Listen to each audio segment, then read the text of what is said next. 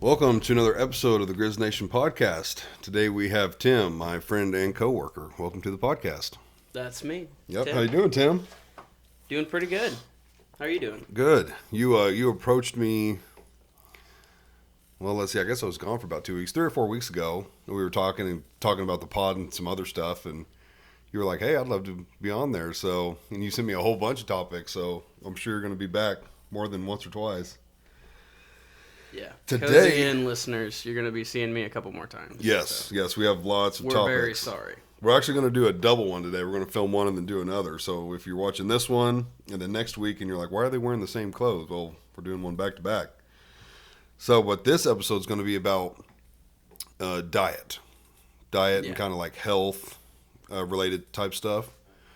So what was the reason you wanted to discuss diet? I mean, it's interesting to me too, but I wanted to know what you were thinking about it. Okay, so the reason that I approached you to begin with was, so I've been interested in making a podcast for a while. Mm-hmm. We've been trying to start one, me and a couple friends. We're just trying to figure out how to like edit it and stuff. Right. But I watched your solo episode on some of the stuff that men struggle with. Yeah. And you talked a little bit about you and your wife having a miscarriage and going through that. Mm-hmm. And me and my wife, we've been trying to conceive for almost 4 years now. Mm-hmm. And we've run into a lot of like trouble with that. Right. And so because of that, we've had to do a lot of like research and learning and testing, trying to figure out, okay, well, what's going on? Right. And a lot of what we found is that diet affects a lot of things. Especially in fertility. Yes. Mm-hmm. Mm-hmm. And particularly, there was a book that we've been reading through called Deep Nutrition, which is about epigenetics, which is the study of how diet affects your genes and the way your genes express themselves. Okay. And so that's something that I've found very, very interesting. I've never even heard of that. Yeah, I think this book came out a couple years ago, but some of the research in it is like going way, way, way back. So it seems pretty solid to me. If you have questions at home, just like check it out. But What's the book called? Deep Nutrition. Deep Nutrition. Who's it by? I don't remember. Okay. I'm sure it'd be easy to find. Yeah. Okay, so yeah, I've never even thought about it like affecting things on a genetic level, all the way down to like your gene code. Yeah. Well, a lot of what this book is talking about is how your nutrients basically activate and deactivate different genes in your body and how your body like processes them. Is it saying there's a specific food or food group that's better than the others? A lot of what they focus on is like what have people been eating for as long as people have been around, right? Like ancestral foods, stuff that can look back and see, okay, every single culture has been eating these, and here's how it kind of affected them. Meat and vegetables. Yeah, pretty much. Being the big ones. Yeah, and then looking at, well, what are the stuff that we're eating now that we didn't used to, and how is that affecting us now? High sugars, Yeah. fats. So the two, in all of their research, the two that they found that really affect people negatively is vegetable oils and high sugar, like high processed sugar, which I don't think there's anybody out there that's going to tell you sugar is good for you. Right. Vegetable oil is the one that's like kind of controversial because some people will say, yeah, it's really good for you, and some will say, no, it's not. Right. Yeah, because I mean, how do they even get vegetable oil? That doesn't sound that natural. Mm-hmm. Yeah, well, it's deceptive because it sounds like it would be really helpful, right? Healthy for you. Because it says vegetable oil, right? As opposed to like lard. That doesn't sound healthy for you, right? But it's it's flip-flopped, because the way that you get vegetable oil, it is extremely processed, and it takes a lot of chemicals and a lot of machinery and stuff to get it. Mm-hmm. And basically, our body isn't used to these things, and so it doesn't know how to process them when Makes we sense. eat it. Mm-hmm. So if you look at a description of how vegetable oil is made, or like canola oil is one of the main ones, it's like 70 different steps to get to from vegetables to vegetable oil. Whereas if you look at a more the way that we used to do it is we would cook in like animal fat and stuff. Right. Yep. And so if you look at like, here's how to make butter. Take milk, shake it up. Mm-hmm. Now you have butter. Mm-hmm. You know, Pretty as simple. opposed to take soybeans, bleach them, mulch them. You know, pull out the stuff, run it through a centrifuge, and Right. All mix kinds in all of these stuff. chemicals. And, yeah. So that's the one. Is there any even healthy oil? Because there's also like peanut oil. I mean, how do they get peanut oil? So there's kind of like a breakdown of like healthiest to not healthy. Right. And again, if you're at home, I'm not an expert. Right. I always Do say your own that. research. I always say that. Like I'm either talking about things I've seen or personal experience, but yeah, because I know how the internet works. It's like I'm not claiming to be an expert here.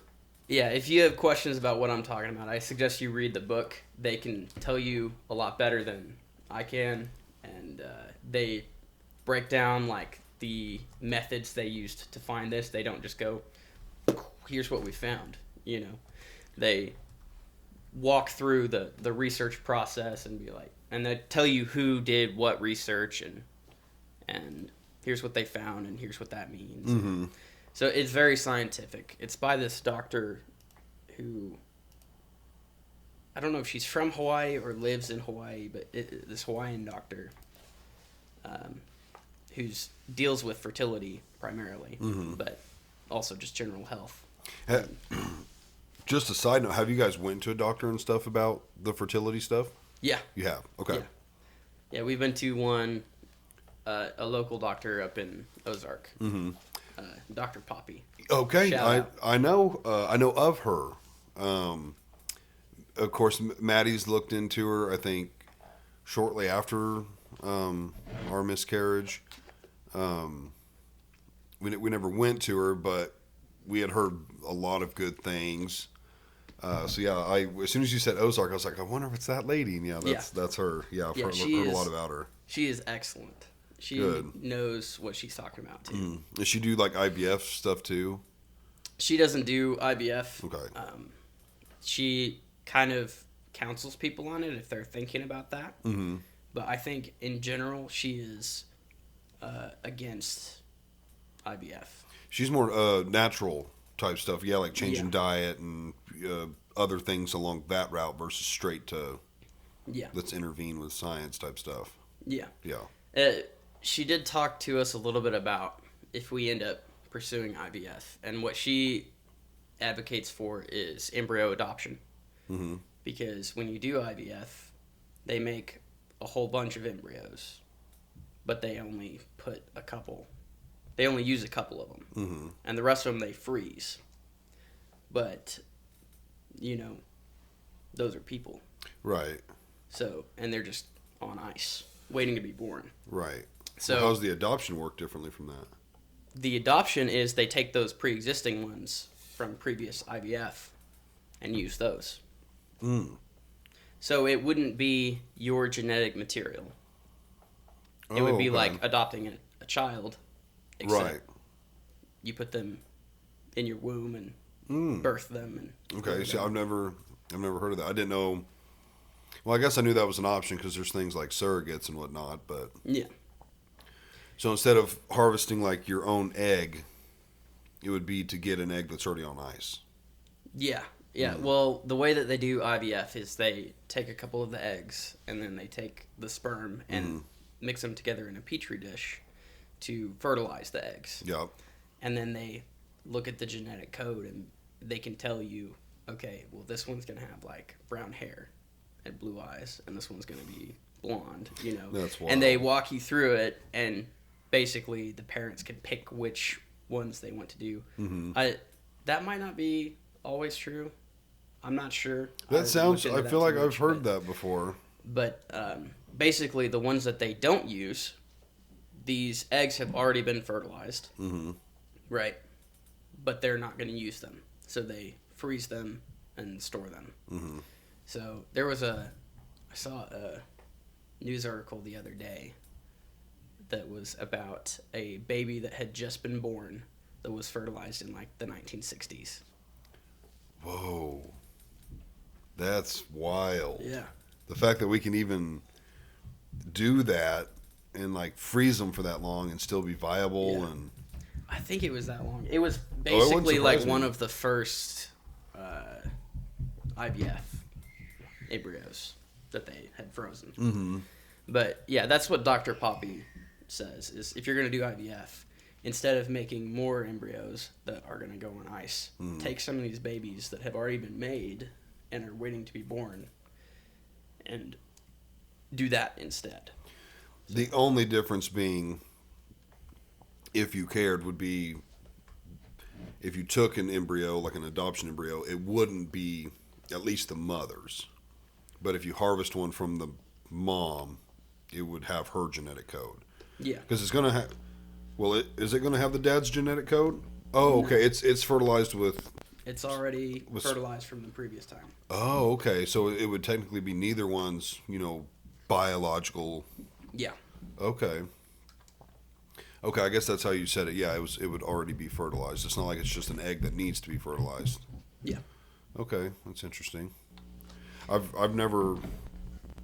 We never got to looking at it that hard, just because it didn't take us too long to get pregnant with Parker. It took a little while because she was on birth control, and that can take time to reverse. And then after our miscarriage, we were like, well, let's just like give it some time, because they can just be total flukes. And so we started looking at this stuff, but we never really dived into it too deep. Yeah. But I absolutely agree on the diet and what it can do. I mean, I pulled up a oil thing here, and it says olive oil, I think, would be the most healthy. Generally, yeah. A large part of where the oils being unhealthy for you comes from is like the smoke point.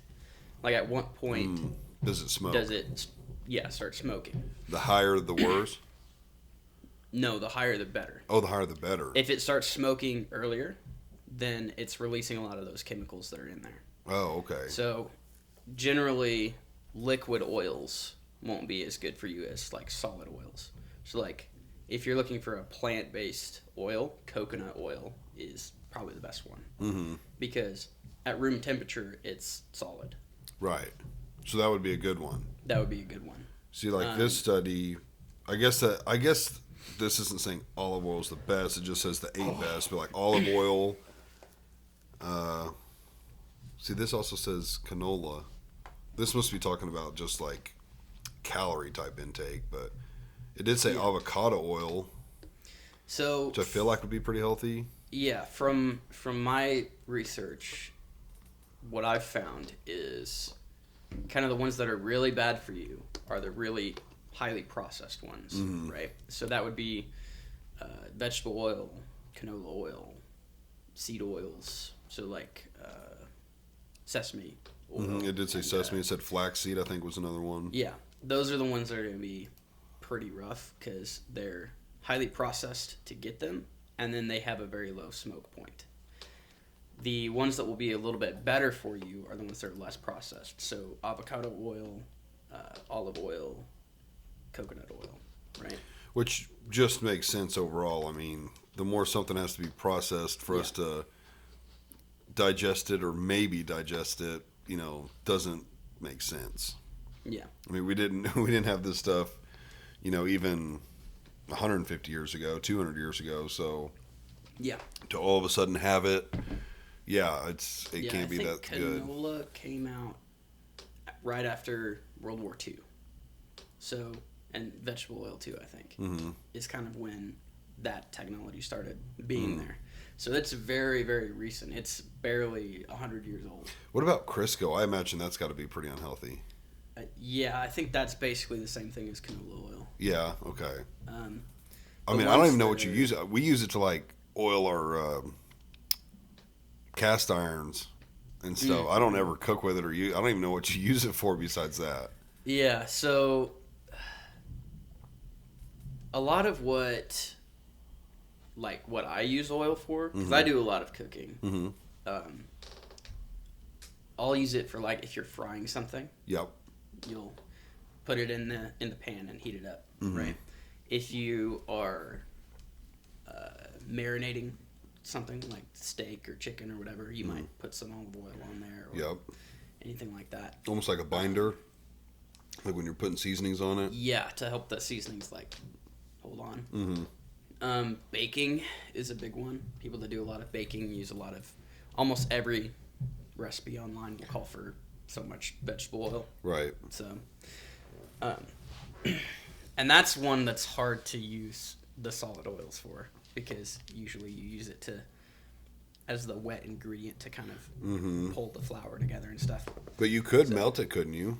You could, yeah. I don't know if it would mess with like the way that it turns out or anything. Right. Like if you try to throw coconut oil in the microwave and melt it down. Yeah, yeah. Or like butter or something, melting butter. I don't know if it would change the way that everything binds together. Right. But yeah, as far as cooking goes, most of what I use is like butter or like bacon grease is a good one. Animal fats is what humanity has been using for the longest time for cooking. What about lard? That's a good one. Yeah. Lard, ghee, butter, bacon grease, any kind of animal fat is traditionally what humanity has used. And so it's what our bodies are used to. Yep. And it's what they can process the best. Yeah, it's more natural. Yeah. Yeah, there's less stuff in it. I mean, we have my wife's more strict on it than I am, and I agree with all or most of it. So I mean, I go along with it too. But she's big against like red dye 40, especially for children. There's lots of studies that link that to like, I don't know if it's ADD or ADHD, stuff like that. Yeah. I don't know how much truth there is there to it, but I've heard of studies where they'll have a kid that's got one of those symptoms, or not symptoms, I don't know what that'd be called. Disorders, maybe? Yeah, some kind of disorder. And, they'll remove all the red dye 40s. Like, maybe that's it. Like, that's the only thing they'll remove, and there's, like, a drastic change in the child, for the better. Yeah. So, I mean, like, with Parker, we pretty much don't let her have anything like that. So, those, like, a lot of those little kid drinks, like the ones that look like, dinosaurs and stuff, and they're all of those type of things. The bug drink, something bug juice. Yeah, bug juice. All those are full of those dyes, and so we don't really let her have it. I mean, even stuff like chips. I think Doritos have that red dye in them. Yeah. So I mean, there's something there to it, especially when for hundreds, thousands of years, you either ate what you killed or harvested pretty quickly. Yeah. Or you turned it to jerky, or preserved it with salt or something. It was either eat it now or turn it into something that will last. But naturally. Yeah. Well, now they can pretty much get anything to last for a very long time. I mean, you've maybe heard of this. There's been people have found like old McDonald's cheeseburgers and stuff. I can think of two. One found one, I think it was like up in her cabinet, like a top shelf. Someone threw it up there or something being funny. And they dated it around 10 years old. And it was like completely untouched. I mean, mold hadn't got to it. Bugs hadn't got to it. Nothing. And then I just saw another example. This sucker had to be like, I don't know how old McDonald's is, probably 60 years. This thing was like, I think they dated it around 40 years old, untouched. It looked like you could still eat it. Yeah. That's not normal. I haven't seen that, but I have seen if you take some of the like really processed foods and stuff, ants won't touch it. Mm-hmm. They will walk around it. Yep. Like they won't even come close to it. And it's like if the ants aren't Right. going to eat your food, Right. That says something. If the mold won't eat your food, Mm-hmm. you probably shouldn't be eating it either. Right, because what's that doing in your body? I mean, I know we have Yeah. acids and stuff to break that down, and obviously, without getting too graphic, it obviously does come out. Yeah. And I don't see a whole cheeseburger, but yeah, it probably can't be the easiest to digest or the best for you. Yeah. Well, okay, I'm going to get into some stuff that's going to be controversial. Let's so hear it. Let's hear it. Look it up for yourself, okay? I'm looking at you, Internet. Mm-hmm. Research this. Mm-hmm. So, one of the chapters in this book is specifically about vegetable oils and how they break down in your body and stuff. And one of the things they talked about is, I forget the name for it, but like the proteins that your body turns the food into. Mm-hmm. You have cells in your body that go and grab those and bring them straight to wherever they need to be. Mm-hmm. So your brain will be like, oh, the liver needs this protein. And it'll send out that cell. It'll go through your bloodstream, find that protein, and it's almost like a barcode. And it'll attach to that and bring it back. That's incredible. Vegetable oils, the chemicals that they use to make them that stay in there, degrade that barcode. So now when that cell comes, it'll look for it and it'll be, okay, that's not it. And it'll keep going. So now your cells won't recognize this protein. And it just goes through your bloodstream and it just keeps going and keeps going and keeps going until it decomposes in your blood. In your blood. Yeah. And That can be good. Yeah. Yeah. That's a major cause for a lot of like heart disease and clotting and hardening arteries and stuff like that. Because you've got these proteins that are decomposing in your bloodstream. I want to say cardiovascular is the number one killer in the United States. Yeah, it's one of them. Which can be, I think, many different things linked to it, not just diet. I'm sure smoking, overweight, there's multiple factors that lead to cardiovascular, but diet's got to be, tied for first with like three others. Yeah, there's a study that they really dive into at the beginning of this book that is just crazy to think about, and it's the study that was done back in like the 40s, where the doctor that did it said, "Hey, cholesterol, bad for you. Cut that out. Cut out high cholesterol foods." And the experiment that he did was he had rats, right? And he would feed some of them butter and some of them margarine, right? Butter and animal proteins are typically pretty high in cholesterol. Yep. Whereas vegetable oil substitutes are really low in it, and that's kind of the selling point on them. Right, low They're cholesterol. low cholesterol. Heard that for 2 or 3 decades. Low cholesterol. So he fed these rats, half of them butter, half of them margarine, right? Which is the butter substitute made with vegetable oil. And the ones that were given margarine, almost all of them died of heart attacks. Really? And somehow, from this study, he got cholesterol is bad for you. So you shouldn't eat butter. You should eat margarine. Even though they all died. Yeah. I don't know how he got that. But that's sound logic. Yeah. He was fired from the place that he was working and hired by margarine producers. Oh, imagine that. And then they made a lot of commercials with him, and he would be wearing the white lab coat and be talking about how cholesterol is bad for you, and that's where a lot of that came from. Mm-hmm. And so a lot of that is just kind of like a myth that has been generally accepted. Yes, and I feel like now it's kind of coming to light because Yeah. it forever it was low cholesterol. Well, then it started being, well, you actually have good cholesterol and bad cholesterol. Yeah. And I feel like even since then, it's basically like almost reverted back to like maybe just one cholesterol, or the bad one's not even a big deal.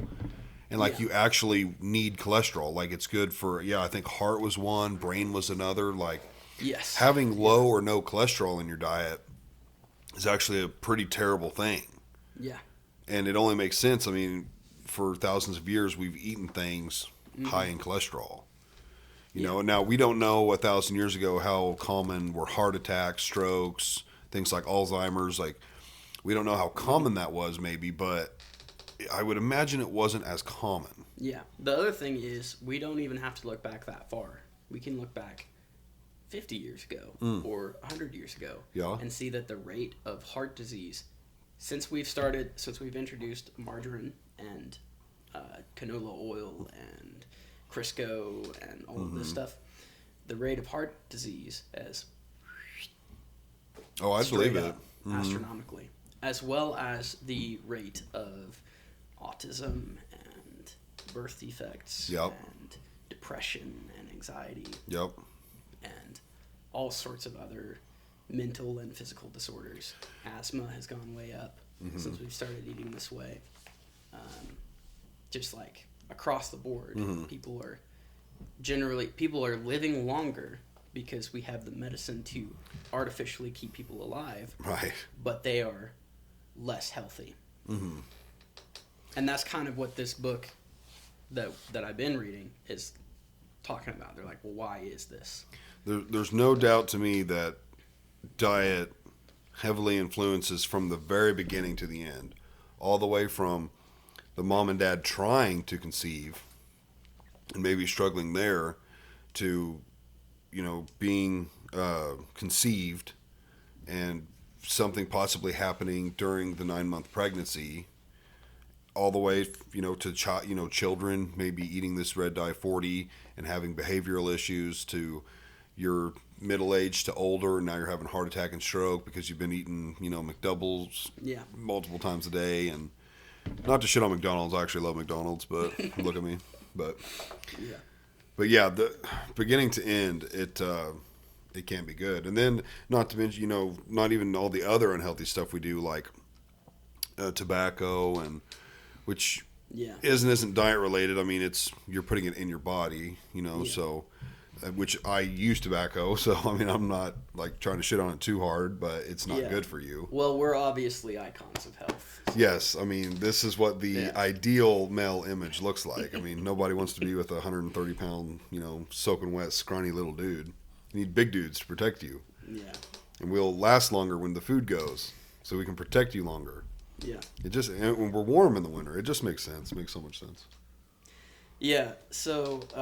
One of the other studies they did, and this is kind of where the idea of epigenetics came from, was on tobacco use and how it affects the tobacco users' children, right? Oh, okay. Because you can look back to like the 60s where you've got these movie stars that are eating garbage and smoking a pack a day, right, or and more, live to be like 90, right? Whereas nowadays we've got people that have never smoked and they're crazy unhealthy, right? Right. They've got like asthma and just all this stuff. They're living a healthy lifestyle, but they're suffering health problems, right? And so the epigenetic theory is basically that what you eat compounds over generations, right? And it will affect later generations because it's affecting your genetic code. Yeah. So this particular study was over asthma and whether or not smoking could give your children asthma. And what they found is if the mother smokes when she's pregnant, your 75% more likely to have asthma or something like Right, that would make sense. If the grandmother smoked when she was pregnant and your mom never smoked a day in her life, you are twice as likely to have asthma. And if both of them smoked, you're like 2.5 times as likely to have asthma as other people.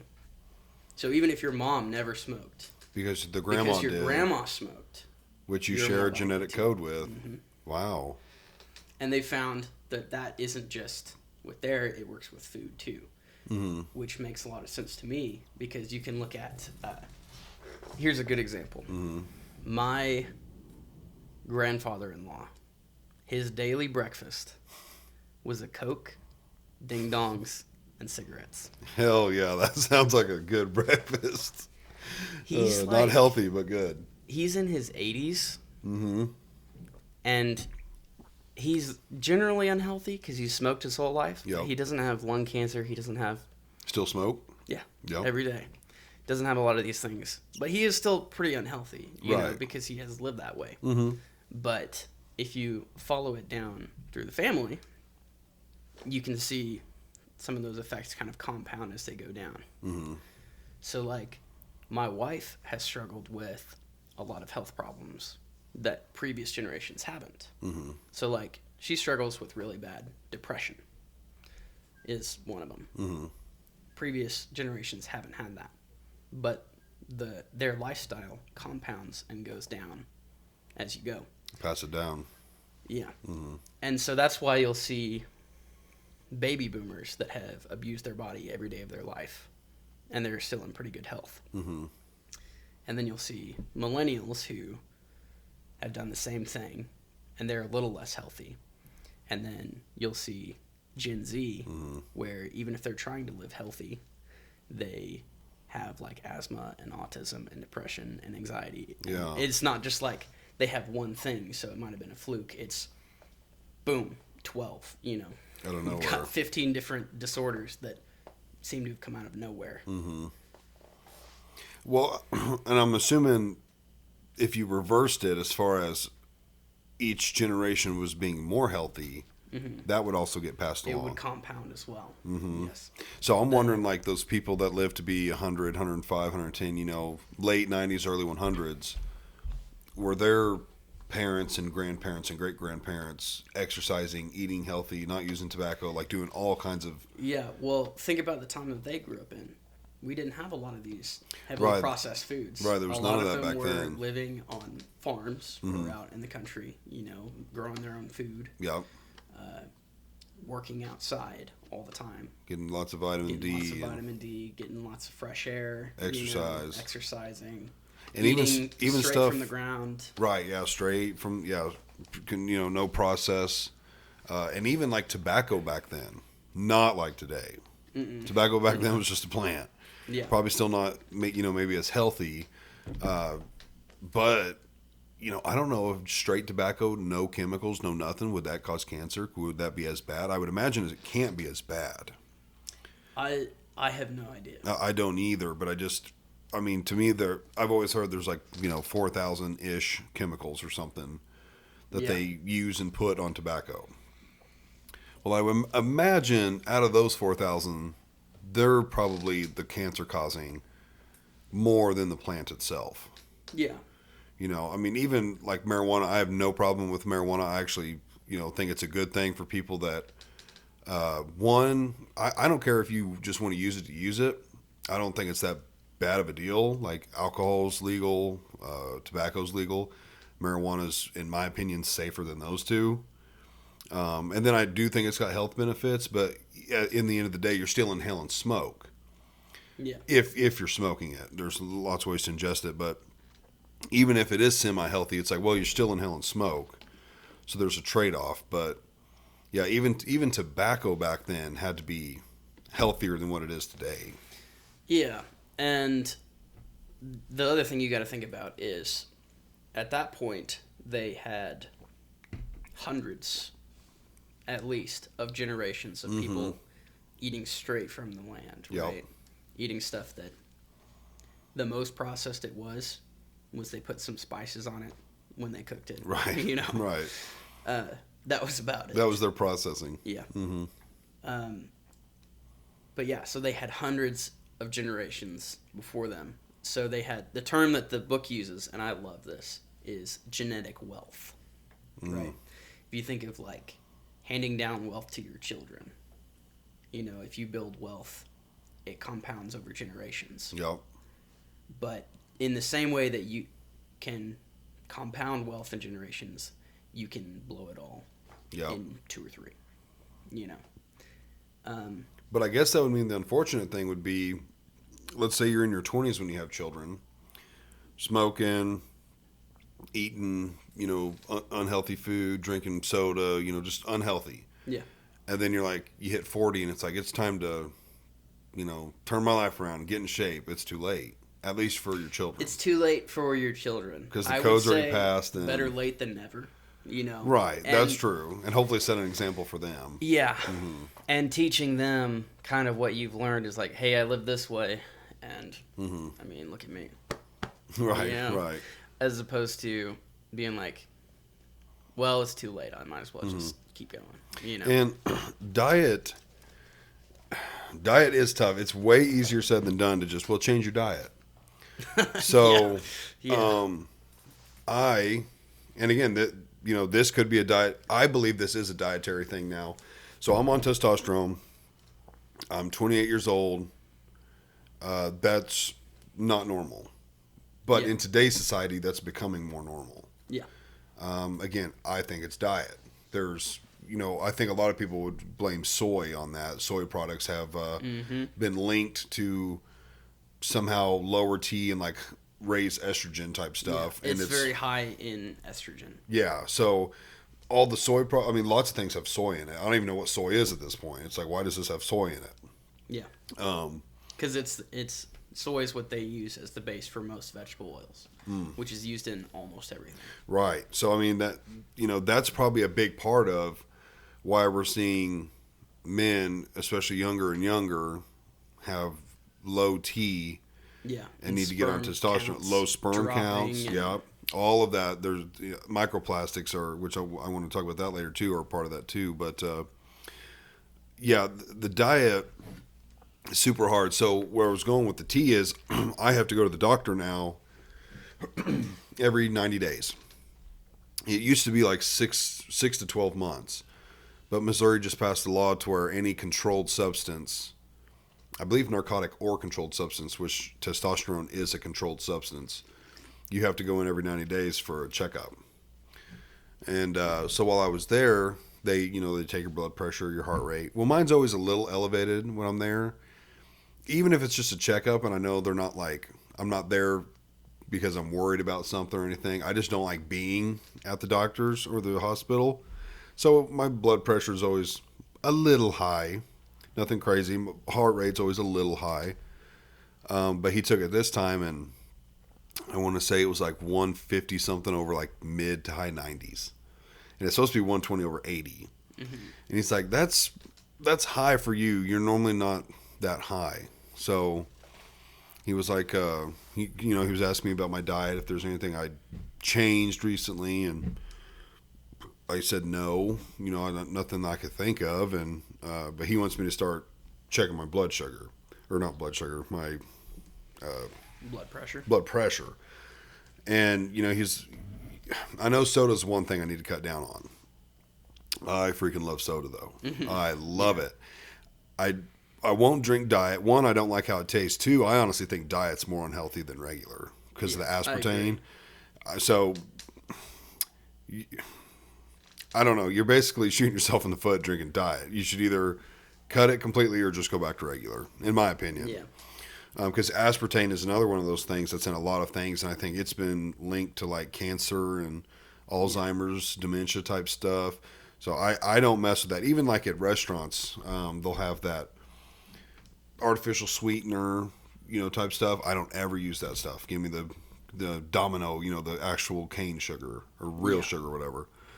But I know that's one thing I need to change would be my diet. Now we eat pretty healthy-ish as far as our meats, for sure. Like all of our meat is like farm grown, not from the store. Yeah. Nothing like that. So we're pretty good on the meats. We try and have veggies with every meal. Try not to do a ton of carbs. I actually did. I did a keto diet. Yeah. Probably in it was 2020, I think. I think it was during COVID. And I lost a ton of weight fast. I think in 3 months, I plateaued in 3 months because we did it for like 5 or 6, and I didn't lose any more weight after month 3. But in 3 months, I had lost like 50-ish pounds, something like that. Yeah. And it just plateaued. And then after a while, I was like, I can't do keto. I love carbs. Yeah. Love them. I relate to that. I did the same thing, I think probably around the same time. Okay. Kind of when COVID was starting up. Yeah. I lost a ton of weight. I think it was like 60 pounds. 60 or 70 pounds, something like that. But it is tough to keep up for very long. Yeah. So. I mean, I've heard of things like the carnivore diet. And I could get behind that as far as, I guess, cutting veggies. Like, I like veggies. But it's the carbs that I just can't cut them. Now, how I want to combat that, what I'm looking for, which I think, diet and fitness go hand in hand. I think diet's honestly more important. If you have a shitty diet, but you work out 5-7 times a week, you're not going to see the results if you have a poor diet. But what I want to do is try and cut back on soda and start going to the gym, which I have a gym membership. My brother-in-law bought me and my wife, like, he got the family plan. And he's like, you guys need to go, because we've been talking about it for forever. And I used to work out in high school, loved it. But it's just the finding someone that wants to go and wants to go when I would like to go. Yeah. And that's the biggest thing keeping me from going. I don't want to go by myself because it's just been so long since I've been in the gym. And I'm not worried about others, and at this gym, actually, I don't think you'd have to worry about people judging you at all. It seems like a real nice place, but it's just, I don't know. Have you work out in high school or anything? Or No. Well, sort of. I was a fat kid growing up. I was always big too. But I mean, I love the weight room. Yeah. I've been pretty unhealthy most of my life. Probably the healthiest I was a couple of years ago when I was coming out of keto. This is when I was starting at Steel Tech. I had been doing keto for several months, so I'd lost a lot of weight. I was working out 2 or 3 times a week. Yep. Right. That's probably the healthiest I've been. Right now, trying, but I have been back in the gym recently. Oh, really? Yeah, the last month or so, I've been going 2 or 3 times a week with my brother. Yeah? Which one? Samuel. Samuel. So, the one right above me. Yep. But, yeah, that's one of those where basically I just go over there and I grab him and I'm like, all right, we're going to the gym. Right. Which gym you go to? It's the 24-hour gym. Okay, 24, yeah. Yeah, we have our membership at Unbreakable. Yeah. So yeah. I know the guy that started that gym. He used to go to church with me. Which one? Joe. Yeah, I went to school with Joe. He was a grade above me. Played football with him, and I'm trying to get him on the pod to talk about some health and fitness stuff too.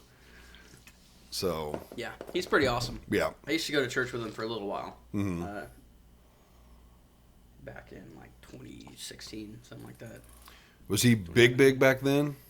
I don't know if he would have been very big back then. He was pretty big. Was he? Okay. Yeah. See, when I went to school with Joe, Joe was little.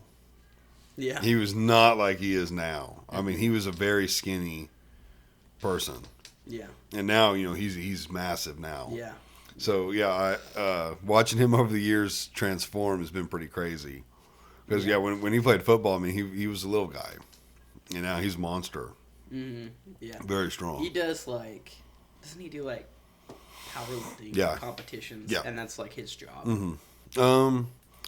Or is it a charity thing? I don't remember. No, I don't think that's his job. I think he competes. Now, he's, part owner in that gym. I want to say there's I don't know the other couple very well other than just Facebook, but I think there's like maybe another couple and maybe even someone else. But I think there's like multiple owners on that gym, the way I understood it. And then I think he does something too. Like, I don't think that gym is his full-time job. I'm not totally sure. I know he used to work at IDF. Mm-hmm. But, yeah, I wanted to have him on. I'm going to have Max on, too, eventually to talk about, some working out stuff. Yeah. But, I mean, I wouldn't want to go more than like 3 times a week, because I've got kids and a wife and, A full-time job. Full-time job and a house. You got to come home and mow and, clean stuff and... Yeah. Eventually we're hoping this year to get cattle, a few cows and stuff. So it's like, I don't want to be in the gym like 5-7 days a week for an hour to 2 hours at a time. Like, I want to get in, and then in 45 minutes, like if you and your partner are working out right, yeah, you can get a lot done. You can get a lot done in 45 minutes.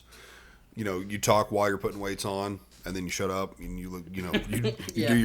do your set, and then you're like, oh, good set, and you can talk while you're putting weights on, and you just go.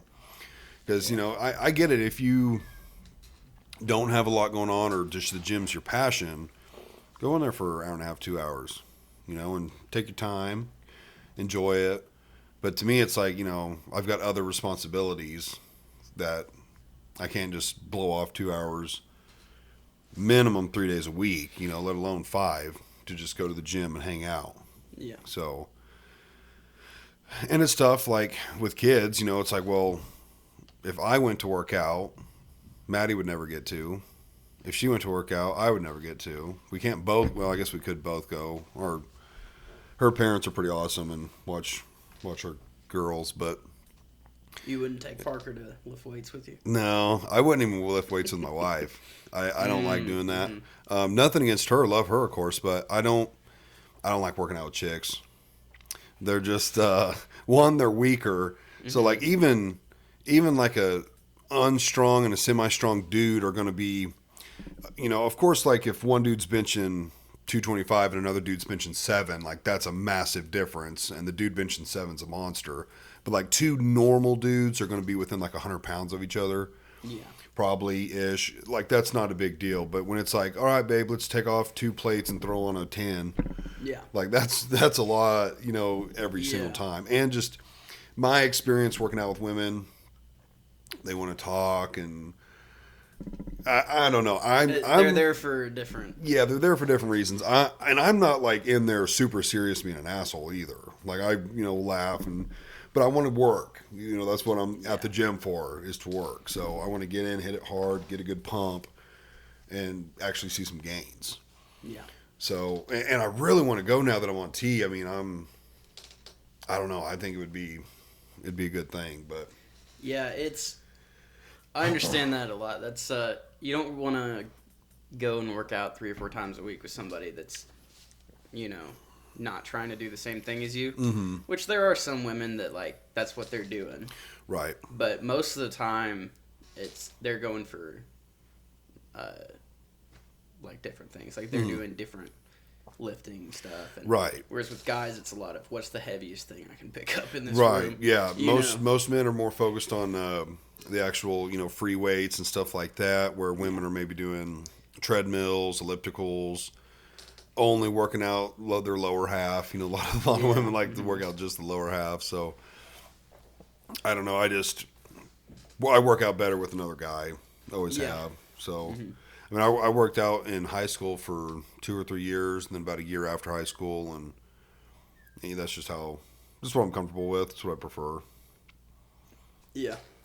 Talking when you're lifting, my brother does this thing every single time where he'll wait until he's like halfway through a pump to say something funny. Oh, gosh. And then he'll crack himself up and can't finish it. I always tell him, you're sabotaging yourself. Right. You're not going to lift as much if you're laughing. Right. Oh, you can't. You absolutely cannot. Oh, gosh. One of my favorite gym stories, this was high school. Shout out Brad Hawker.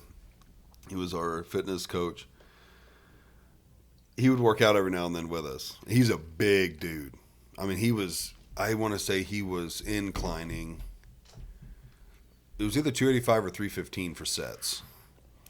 And he was like, Sam, or I don't remember if he called me Sam or Crow, but he's like, you give me a spot? I'm like, sure. So he's sitting there repping him out. I don't know, he's probably done like around 8. And he starts going up and he like pauses. Well, anyone that knows how to spot, like the second someone pauses, you don't just grab it. Like you give them a second, make sure that they are not going to kind of keep going, because sometimes you can pause and then keep going. I gave him a second. He's still pausing. He actually starts going down a hair. So I'm like, okay, time to grab. And I don't like grab instant and pull up. I just go to put my hands under and kind of help him. And he's like, I mean, he yelled it only on the mic, but he's like, don't touch it. And I mean, the whole, all of the classmates look over and I was like, oh my gosh. Yeah. And he finished it, but we died laughing when he yelled that. Don't touch it. Yeah. I used to work out with Max. He's been on this podcast. Shout out Max Bolin. Mm-hmm. But yeah, when I was training to start at Steel Tech because I failed my physical test. Oh, okay, yeah. Right. And so Max and I were training together. Mm-hmm. And what he always told me to do when you're spotting is just put 2 fingers under and just barely. Yep. And they'll get the rest of the rep done. Yep. Mm-hmm. Yep. You're just basically there for a little bit of moral support. Yeah. I mean, it's crazy how just a little bit of lift and they can get it. Yeah. The only time you grab it is when they're failing. It's coming down. Yeah. Mm-hmm. If they're about to drop it, you got to grab it. But that just comes with experience, being in the gym, knowing. Yeah. And again, knowing your partner. You know, if you work out with someone, all the time, you know when they need a little bit of help and you know when they're about to drop it. So. Yeah. But I mean, the diet I'm trying to change, I don't know if I can quit chewing. I've been tossing around the idea of switching to like Zen, which I'm trying to do more research on. Some of those brands are like strictly nicotine, no tobacco, which from some of the things, the little reading and research I've done, nicotine can be beneficial. It's also harmful because it does, and again with high blood pressure, it narrows your arteries and blood vessels and stuff. But I've also seen research where it's really good, I think, at preventing like Alzheimer's and dementia and some kind of brain-related diseases. So I don't know how much of is true. I do know it shrinks your blood vessels and arteries and stuff, but I would assume it's got to be healthier than tobacco. Yeah. My deal is I don't know if I probably need to try it for like a week, just only do Zens, see how it works, see how it feels, and go from there. But I don't know. Yeah, diet includes to me so many things, not just food. I mean, exercise goes right in hand with it, and then other things like, of course, drugs, hard drugs, tobacco, alcohol. Those all you're taking it into your body. So I mean, that's a part of diet, in my opinion. It goes even further than that because you absorb a lot of stuff through your skin. So like sunscreen, if it's got a bunch of chemicals in it, you're absorbing that through your skin. Deodorant, that's big a big one. Soap. Here's one that people don't think about a lot. Dish soap, because it doesn't all come off of your plates, right? So now it's getting into your food, right? And laundry detergent, because it doesn't all come out of your clothes, and now it's on your skin, and you're absorbing it through your skin. So that's stuff that people don't think about a lot, is like dish and laundry products, using stuff that doesn't have the fragrances and the other chemicals. And the unfortunate thing is trying, for the most part, not always, but on some things, especially like deodorant, laundry detergent, food, yes and no, you can find high and low, but it's almost always more expensive to live healthy than unhealthy. Like for the deodorant, for instance, my wife has looked at some of that natural deodorant. It's way more expensive. And a lot of the reviews we've read, while it's healthy, it don't last very long. Yeah. It fades really fast. Yeah, Rachel and I have tried some of that before, and it'll work for about an hour, and then you're starting to smell pretty stinky. Right. But there are some things. The other thing to keep in mind is like you're not going to be able to do all of it in a day. Right. You know? Right. It takes years and years and years to kind of gradually build into it. So like something to Google here. So like something that Rachel and I have just done recently is we found a brand that makes like cleaning products that are non-toxic, all natural stuff. And it's actually cheaper than the kind you would get at Walmart. Really? Yeah. So we bought a bunch of like their laundry detergent, and we're gonna try some of like their dishwasher pods. So we got some of that. And now the next thing would be, how does it hold up compared? Yeah, does it clean as good? Does it smell as good? Yeah. There's obviously going to be sacrifices somewhere, and if not, that's awesome. Like if it smells great, it's cheaper, it's natural, then it's like, well, that's kind of a no-brainer. Yeah. So that's one that we're trying out right now. A lot of what we've been moving towards is primarily focused on like our food. Yeah. So when we were going to Dr. Poppy, one of the things that we found out is that Rachel has celiac disease. Right. I've heard of this. So basically what that means is her body can't process gluten, which is a protein found in like wheat products, and rye and stuff like that. And so it's something to do with when it gets to her intestine, her body basically rejects it. It works like it's a autoimmune disease, right? Okay, yeah. So her body starts like fighting itself. Yeah. And so it leads to a lot of stuff like inflammation and IBS and stuff like that. So now you guys eat everything gluten free? Yeah, yeah, or try to. Right. Because it's really hard to cut out gluten. It's also in everything. Right. Because wheat is like the easiest thing to use, But so that's one that we've been working on, and we've gotten pretty good about that one. It's just like eating out is the hard part. Yes, eating out is the very tough one. Yeah, it really is, especially fast food, because it's going to be really processed, but it's normally it's very affordable. It's fast. It's easy. They're everywhere.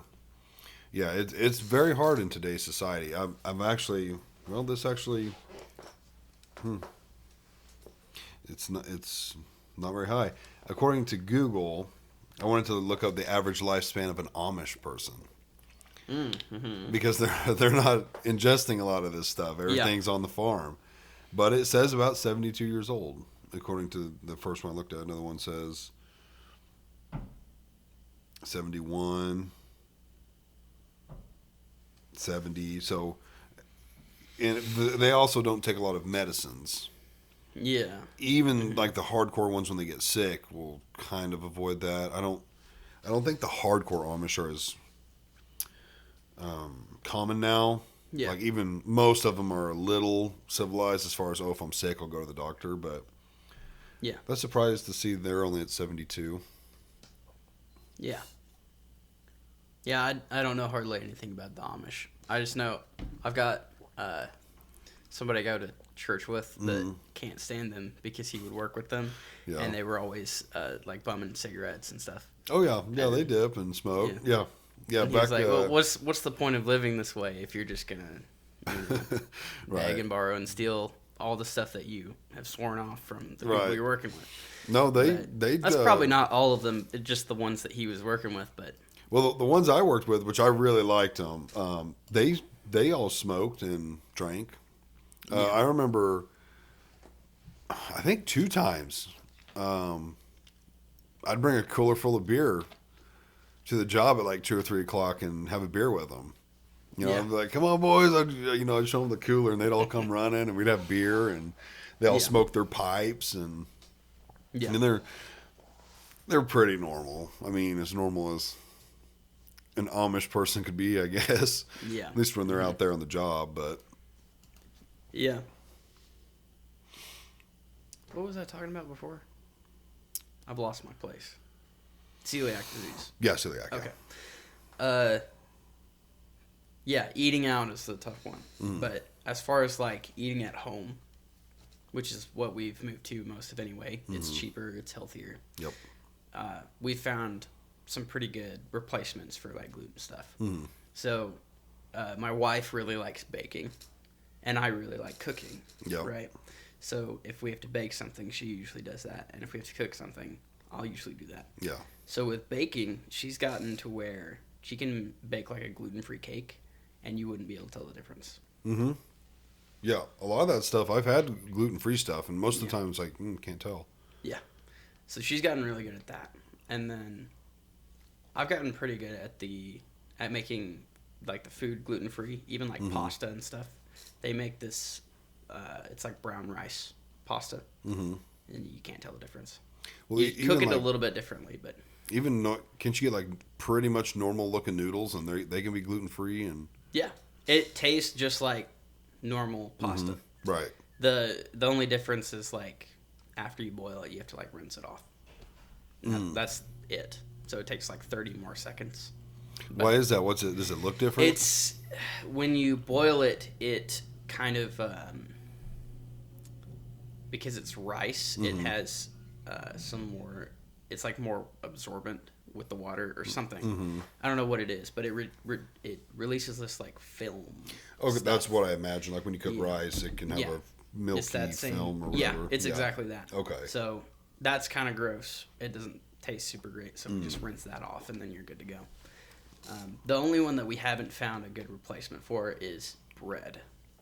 There's not a good gluten-free bread that we've found. One that you mean like you guys like the taste of? Yeah, like sandwich bread or something like that. Or garlic bread. Yeah.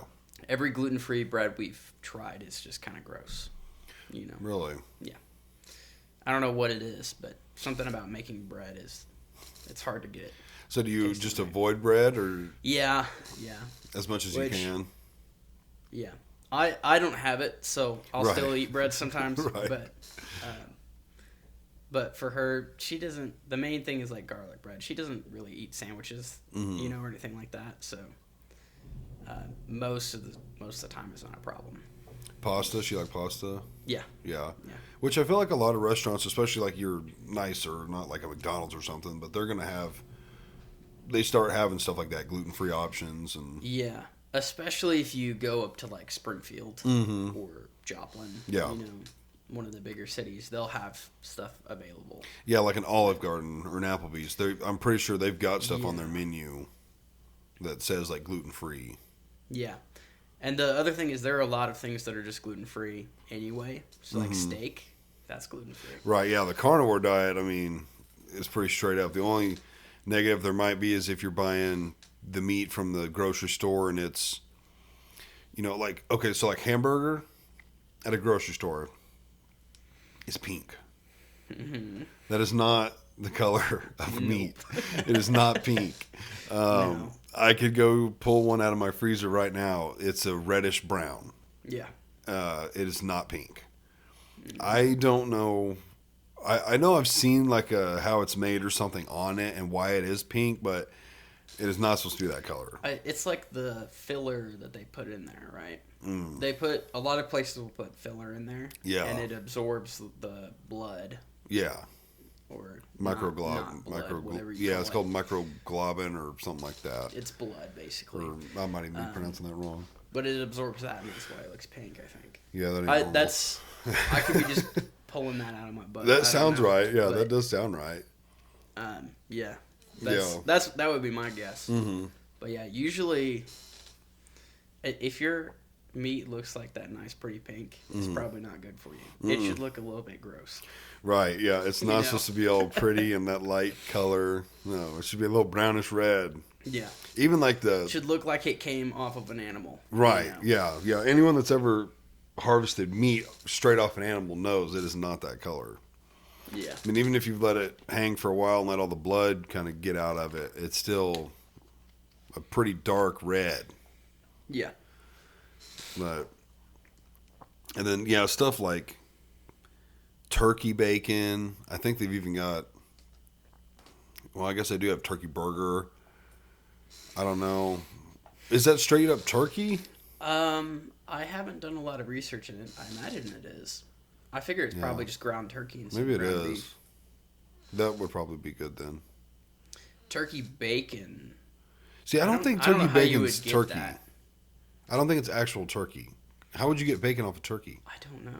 I don't think it is. If it is, Because where does bacon come from on the pig? It's like the it's butt. the belly. It's the belly? Yeah. Yeah. Okay. I mean, it's been a while since I've seen a turkey, but I don't think they've got that big of No, bellies. no, I don't think they got that on them. The only thing that's got bacon is a pig, as far as I know. Which Yeah, again, something high in cholesterol. Yeah. Very high in cholesterol. Mm-hmm. But like when you did the keto diet, if I'm remembering correctly, it was like high fats, high cholesterol, like that don't matter at all. Eat all you want. It's like if you want to eat eggs all day long with the yolks, go for it. There's no carbs. And that's kind of like the carnivore diet. It's the same thing, just the biggest thing is eliminating carbs. Especially if you're not a really active physical person, carbs are not what you need. Yeah. Because they'll just sit on you. Carbs exist to the example that I've heard that made a lot of sense to me is your body is a machine and you're burning fuel, right? Mm-hmm. And there are 3 kinds of fuel that you use: carbs, proteins, fats. Mm-hmm. Proteins are for like repairing the machine, right?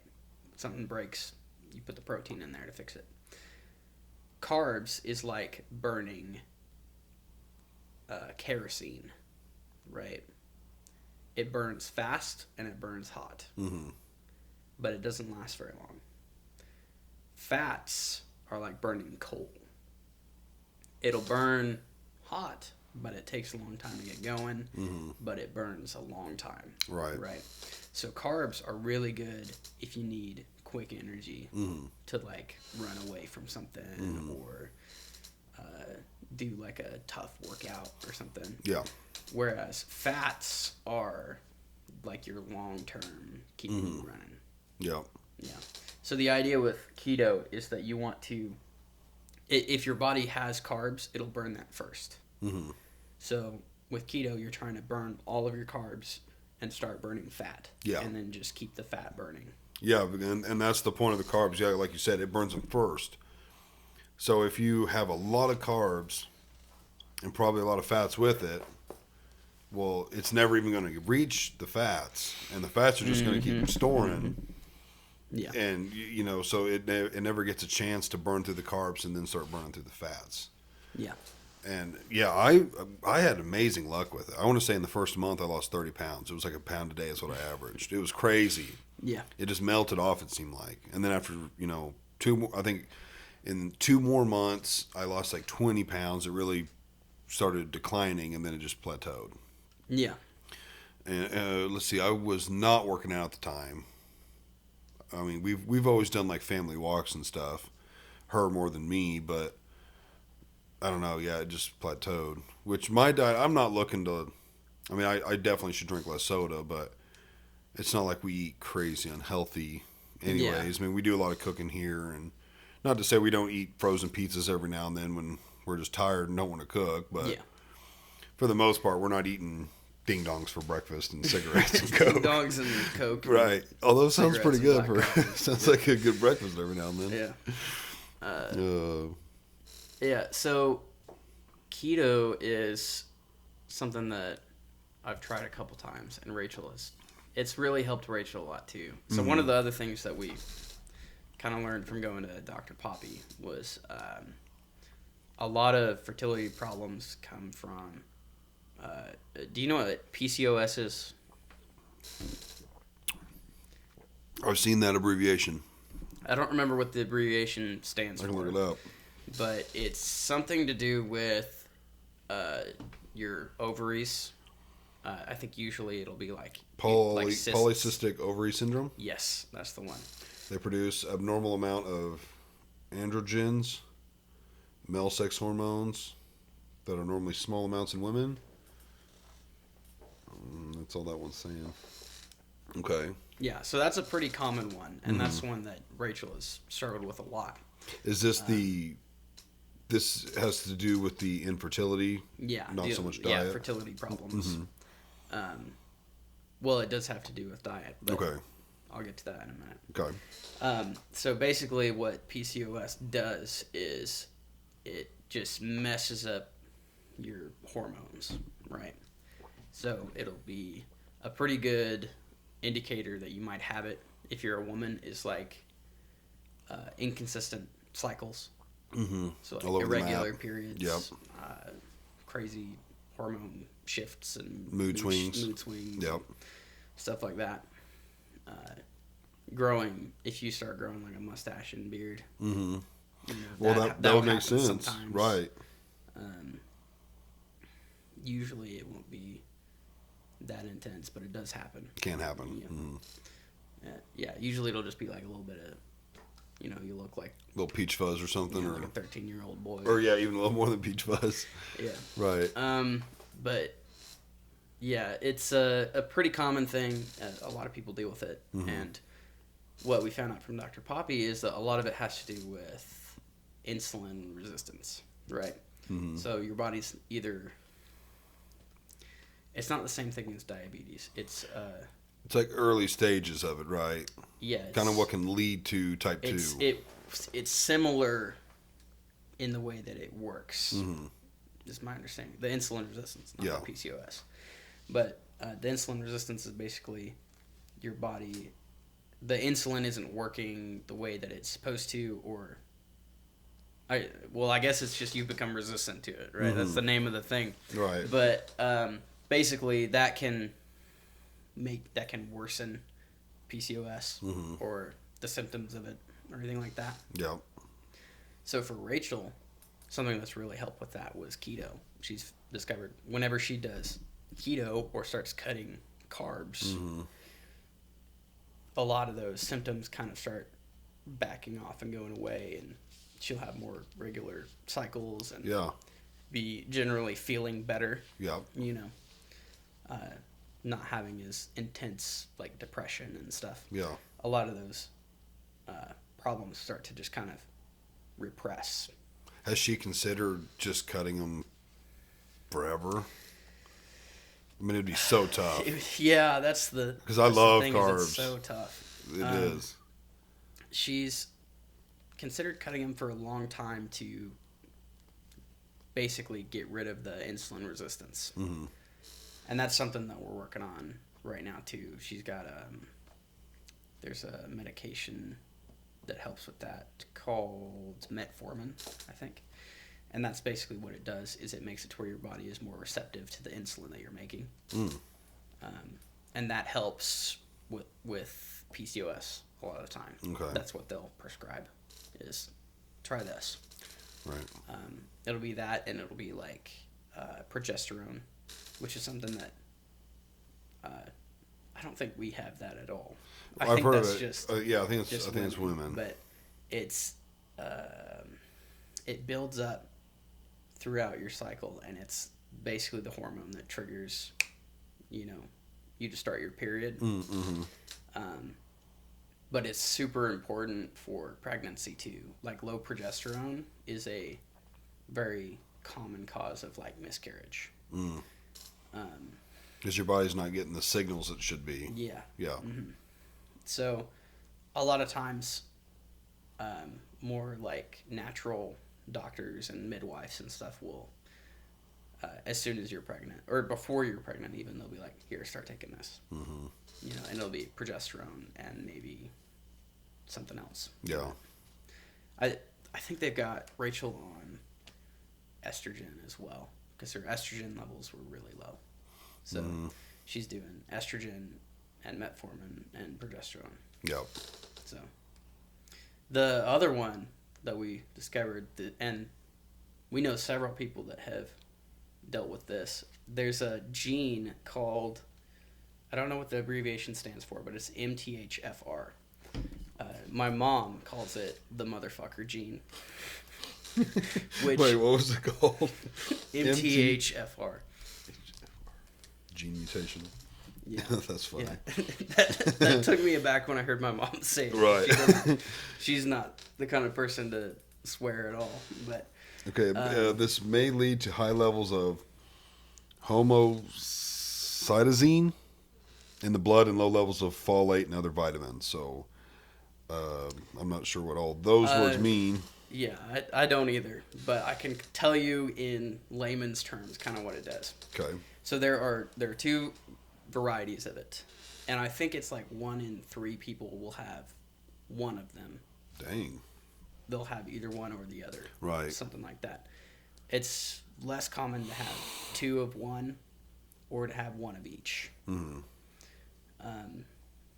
But one of the varieties leads to a lot of like mental health problems. So like depression, anxiety, Alzheimer's, dementia, stuff like that. Mm-hmm. The other one leads to a lot of physical health problems. So like heart disease, asthma, stuff like that. Yeah. But the way that it activates, basically what it's drawing from is synthetic versions of vitamins. So if you see something, I believe it's primarily vitamin B and folic acid or folate. I always get them confused. One of them is the synthetic and one of them is the natural. This one. may lead to low levels of folate, so maybe that's the natural one. Probably. So it's probably folic acid that's the bad one for this. Okay. But basically, it's basically the synthetic versions of vitamins, right, are what trigger this to activate. Right. So, which is tough because if you see anything at the store that says like enriched, like most bread will say enriched with vitamins or whatever. Yeah. A lot of milk will say enriched. That is the stuff that you have to avoid if you have this because it's what they've enriched it with is those synthetic B vitamins. Have you ever? Where do you get your like milk, for instance? Is there a brand that you know that doesn't have that? That's one that we're still working on. Have you tried Brahms? I think so. Okay, I'm not sure. We're trying to move to whole milk, or not whole milk, raw milk. Eventually. Oh, okay, like unpasteurized. Unpasteurized. Okay, I don't know where you'd even get that. There's some local farms. Is there? That's one you have to be careful because the reason that the pasteurization is the standard thing is because if your cows are sick, right, then it'll get into the milk. Right. Right. But pasteurization doesn't really remove the stuff; it just kills it. So it's still in the milk. Mm-hmm. It's just dead. Right. But it's still not great for you. Well, you might check Brahms. I can't say as far as the enrichment thing, but we get their milk, especially when Maddie is pregnant or we start giving the girls milk, because it's missing. Man, now I'm trying to think of it. I want to say they start with B. It's the letter B or the letter D or something, but it's something in the milk that like all milk has. Mm-hmm. It's got 1 and 2.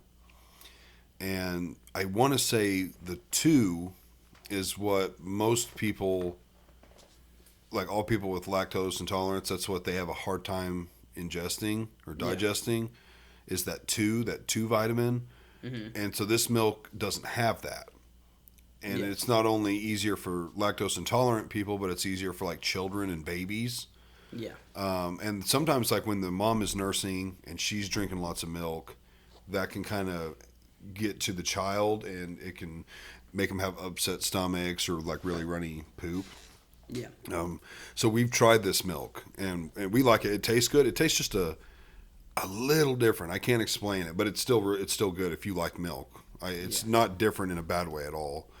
But you guys might look at that. I don't know. It might be not enriched with vitamins. It seems pretty like what's the word I'm looking for? Like just unprocessed at all. Yeah. So. Yeah. So this is something that my wife has been talking to me about because she's been researching this. Mm-hmm. But so apparently everybody is at least a little bit lactose intolerant. Mm. But the problem comes from there. So there's two. I think it's a protein. Lactose is a protein that's found in milk. There's another protein found in milk called It's not lactate. It's something similar. It's like there's lactose, and then there's another one that sounds very similar. Yeah. But they're like counter proteins. Mm-hmm. So the lactose is basically undone. The effect of it is undone by this other one that's in the milk, which is why, we can drink milk and not all just have problems. Mm-hmm. But the pasteurization process that kills all the germs and disease in it also kills that other one. But it leaves the lactose. But it leaves the lactose. Ah. So that's where raw milk is usually healthier. Well, if you can find a good source. Right, if you can find it. They also do make, though, lactose intolerant milk. Like it's made for people that are lactose intolerant, so I'm wondering if maybe they're putting that stuff back in. Yeah, putting it back in or something like that. Yeah, I'd be curious to see that. But yeah, I want to see Walmart probably has it. It's not like I saw it at like a natural food store or something. I think it was. Yeah. You can kind of get it anywhere.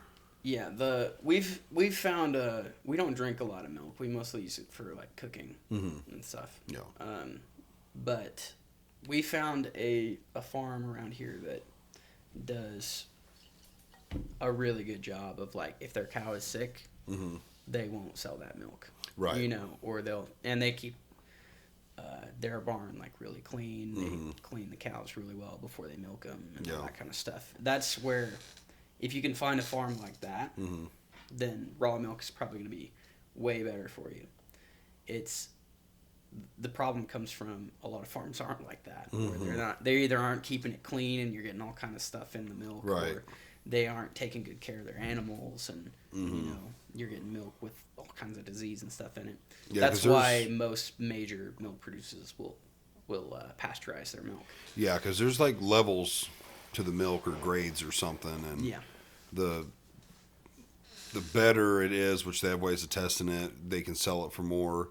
And some places they don't care. It's not worth the headache to get that good of a quality milk for the better price. I'd rather get more milk for a less better price. Yeah. So it's just depends on what you want to do, I guess. Do you want more at a worse quality or less at a better quality?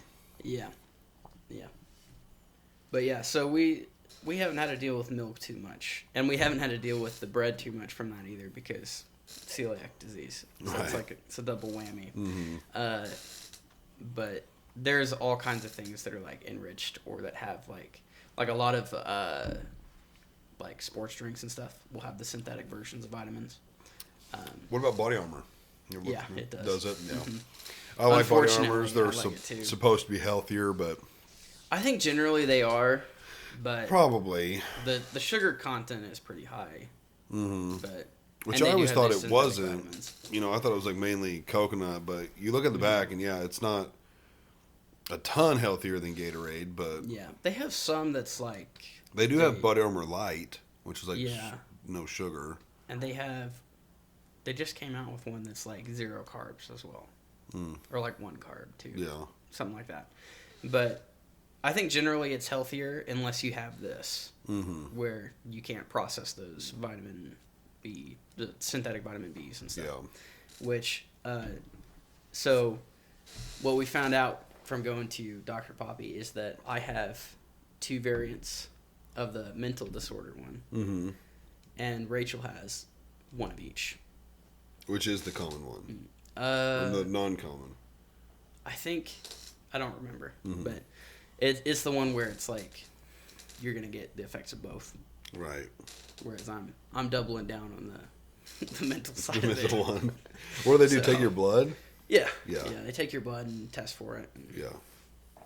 when we went together that first time, and they drew like 7 or 8 labs on me. Mm-hmm. So you've got like 6 or 7 of these little vials. Yeah. They drew like 23 on her. In one go? They did like a whole portfolio of like, okay, we're testing for this and this and this and this and this and this. But I just remember looking, because they had these little square things where it's all the things, and mine was like a quarter full and hers was basically full. And I was like, dang. I guess I'm just not as important here. Right. And I'm which gonna is be driving probably home. true, yeah. Yeah. Dang, that's a lot of testing. Yeah. Yeah, they're very thorough. I like them a lot. But you're no longer going to her. We are just not very... we don't go very often because a lot of it is like, okay, now you know what to do. Go do that. Come back in 6 months and we'll check again and see where you're at. Reevaluate. Yeah. Yep. Yep. Well, I definitely think diet has a lot to do with so many different things. Yeah. Like I said earlier, from start to finish. Mm-hmm. As far as having kids, obviously you're not alone. Mm-hmm. It's happened to so many people. I think we both know that. Yeah.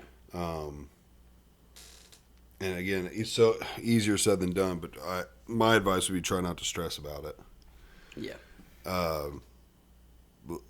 My wife was really stressing about it when we were trying to get pregnant with Parker, and it was like 8-ish months into it, and we're both. I was starting to think, why is this not happening? I figured the birth control stuff should have wore off by now, and I just told her, I was like, hey, we're wanting to build a house. Like, it would probably be best to not even try and have a kid right now. Yeah. Financially, and just to wait. Yeah. So I was like, let's quit stressing. Let's not be safe, but let's just quit stressing and quit trying. Yeah. Pregnant like a month or 2 later. It's not going to happen for everyone, of course, Mm-hmm. but they say stress is a silent killer, and it can. Stress is a big thing for health too, mental and physical. So. Yeah. And, it's hard to just say don't stress about it because it's a stressful thing, but that's how I tried to look at it when we were trying to get pregnant the first time and then trying to get pregnant the third time. Yeah. It was like let's not stress about this, especially I felt like for Maddie it was like she was stressing so hard. I was like you've got to relax and mainly just trust in God, like pray about it, and His will be done. So yeah, that's the from the Christian side of it. That's the real like crazy thing about it. Because if you think about what goes into making a child, there's 3 people involved. There's the dad, the mom, and God. Right? But you get to be a part of creating an eternal soul. Big responsibility. Isn't that crazy? Very big responsibility. Yeah. And when you think about it that way, it's like, how could anybody take this lightly?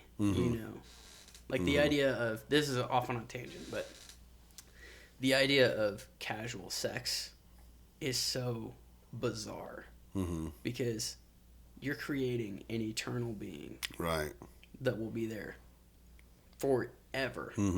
You're creating a person. How can you do that flippantly? Right.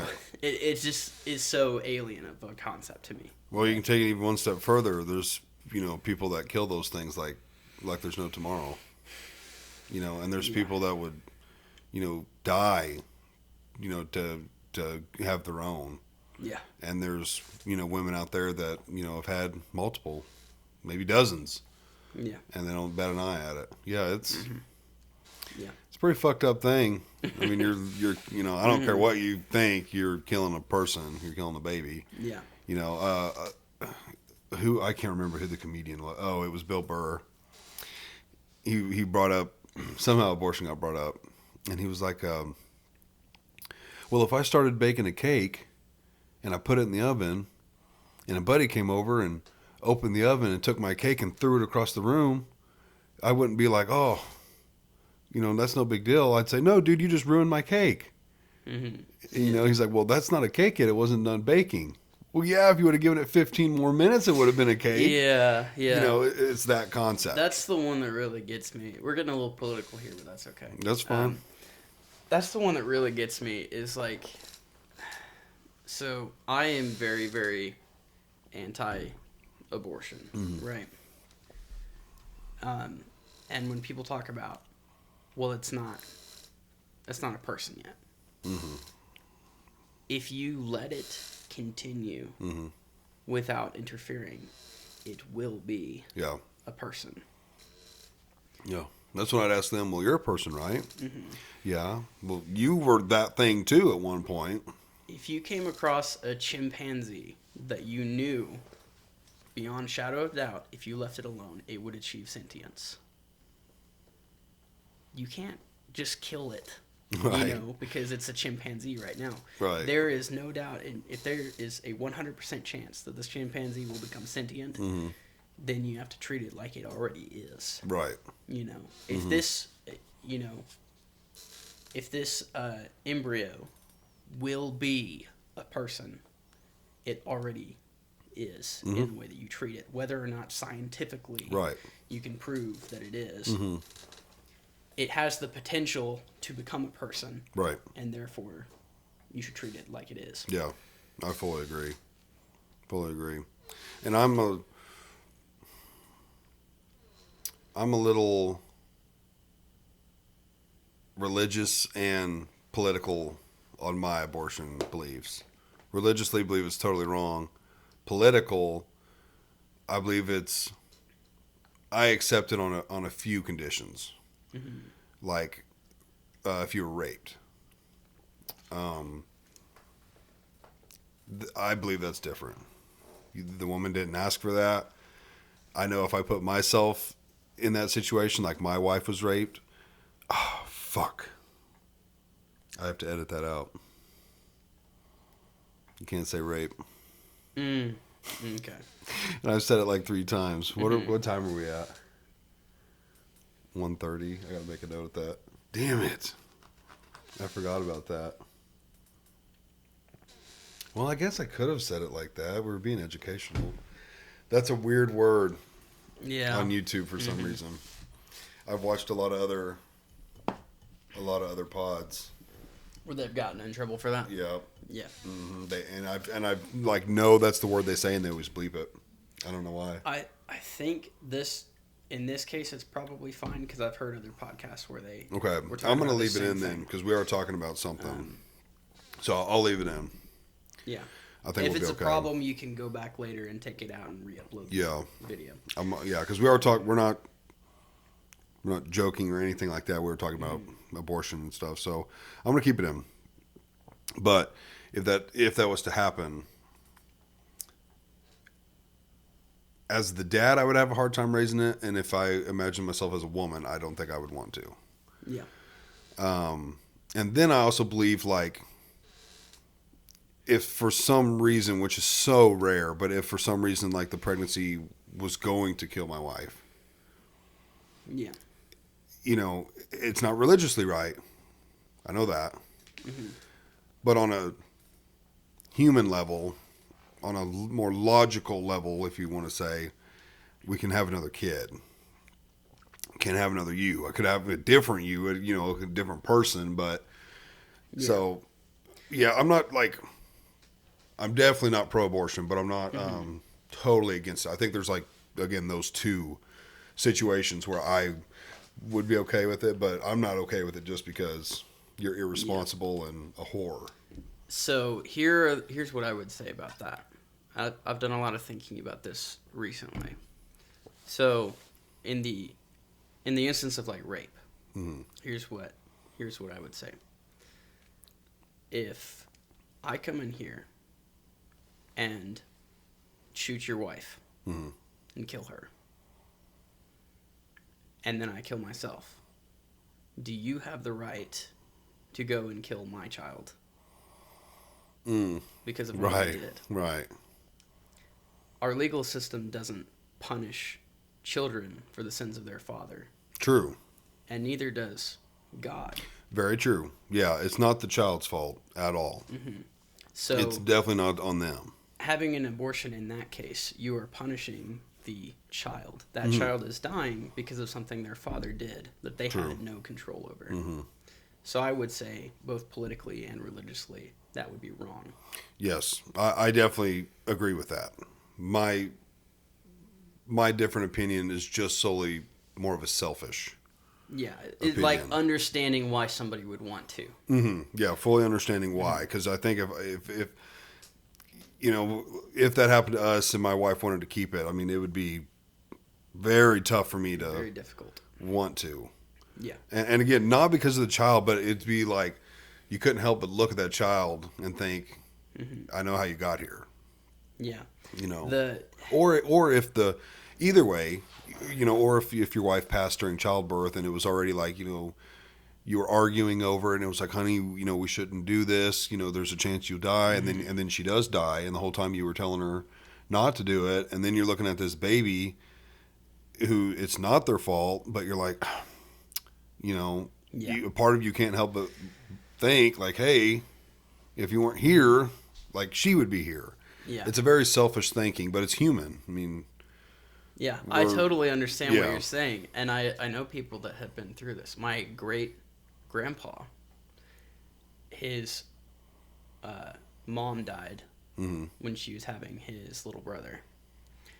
And the dad, at the funeral, set them under a tree and left and was never seen again. really, And so he was raised by his grandparents. wow. And it's a situation where it's like, I completely understand that reaction. But the other thing I would say is sin does not necessitate or excuse further sin. Absolutely. And as difficult as it would be, the reason it is difficult is because sin makes things more difficult. And we wouldn't be in that moral quandary, you know, to Right. begin with. Moral quandary. To begin with, if the first decision hadn't been the wrong one. But the best Yeah. thing to do is try and do what's right with what's given to you, right? Yeah. So I don't know that, while I understand somebody feeling that, I don't know that I would ever say that it justifies. Two wrongs don't make a right. Yeah. Yeah. Fully understand. How did we even get to this? I think we were talking about diet and infertility, and yeah, then we were talking about. I think we were talking about miscarriage. Things Yeah. that can cause miscarriage. yeah. But Oh, and how some people, you know, Yeah. they don't even care. yeah, Yeah. real quick before we move on, the one that you had mentioned where this is the only situation that I'm not sure what I think about yet as far as this goes, and that would be ectopic pregnancies. So that's where Yes. the baby. It's outside of the sac or the uterus or something. Yeah, it's implantation. That's the word I'm looking Yeah. for. Instead of implanting in the womb, it implants in the Yeah. fallopian tube. tube. Yeah, that's it.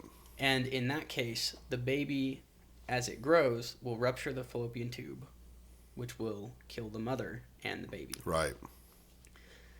There is no scientific way to save both the mother and the child at this point. Right. At this point in history, we don't have a way of doing it. So the normal procedure is we can't save this child. This child will die either way. If we let it continue, it will die and kill you. If we intervene, it will die. There's no way to save it. So they'll go will in save and cut you. that part of the tube out. I don't know how I feel about that. Because on one hand, it seems like there's no way to save this child, right? So why not save the mother? But on the other hand, to save the mother, you are killing that child. Right. So Here's where my mind instantly went.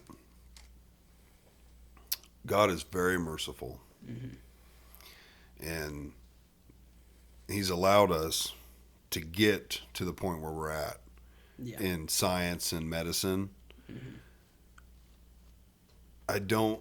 He's so merciful. I don't think, as far as the sin aspect, it would be you. You know, you killed a baby. Yeah. If anything, you saved a mom. Mm-hmm. You know, if one option is 100% either way, isn't it more merciful to save the mom? Yeah. You know, so you could have more That's- babies or just have your wife. Yeah. You know, that's And- exactly how I look at it. And praise our Lord Jesus Christ Mhm. that there is grace upon grace. Mhm. Because that is a horrible, tragic situation. Yeah. Mhm. There is no way that that is not a life-changing, difficult Mhm. place to be. Yeah. Tough choice. And it's one of those where I don't know that either choice is right Mhm. or that either choice is wrong. Right. But I do know that there is grace. Mhm. And so if you do what you feel like is right and ask God Mhm. to do the rest, Right. then whether that... Because I've talked to my wife about this before, and I think she's of the opinion that if that happened, she couldn't kill that child. Mhm. That she would just wait and go with it. But that also changes if you have other children. You know, Right. Because then now you're depriving them Of a their mom. mother. Right. So there's no way of dealing with that easily. No. But I would not put that in the same category as abortion. Mm-mm. No, I wouldn't either. Because that is... both parties will die if you don't do something. Yeah. Yeah, and the way I look at it, there's, I don't know, we have modern medicine, whether it's used for good or bad, but in that situation, I just don't think it's, I don't know. I don't see it as being bad. Maybe, you know, maybe God would. Maybe he thinks you shouldn't intervene, Mm-hmm. but it's just hard to think that way when it's like, well, if we just intervene, instead of getting a double negative outcome, we can get a negative and a positive. Mm-hmm. You know, so again, it's not something that's going to send you to hell. You know, if you love God and are saved and follow Christ, and Yeah, there is forgiveness in yeah, Christ. there's forgiveness and there's even, mercy and even understanding. for people that have done way worse things. Right. You know, Unspeakable things. There is no sin that is more powerful than God. Mm-hmm. Yeah. And he can save anyone. Yeah. And he can make good of any bad. Mm-hmm. That's one of... Max has talked about this a lot. But one of his favorite stories is Joseph in the Old Testament. Because he gets beaten by his brothers and sold into slavery in Egypt, and spends 10 years in prison in Egypt, and all of his family think he's dead. Yep. But eventually God uses him to save his family from famine, because he becomes basically the right-hand man of the king. Mm-hmm. Right? He's Pharaoh's executor or whatever, the guy that does everything. Yeah. And he uses Joseph to save his family from famine. And he says to his brothers who did this to him, Mm-hmm. what you meant for evil, God meant for good. Yeah. And that is, God can take any evil, wicked thing and turn it for good and bring good out of it. Yeah. So even going back to the example earlier of like a child conceived in rape, that is a horrible situation, but God can bring good out of that. Absolutely. And that's when you got to think, should we intervene? And Yeah.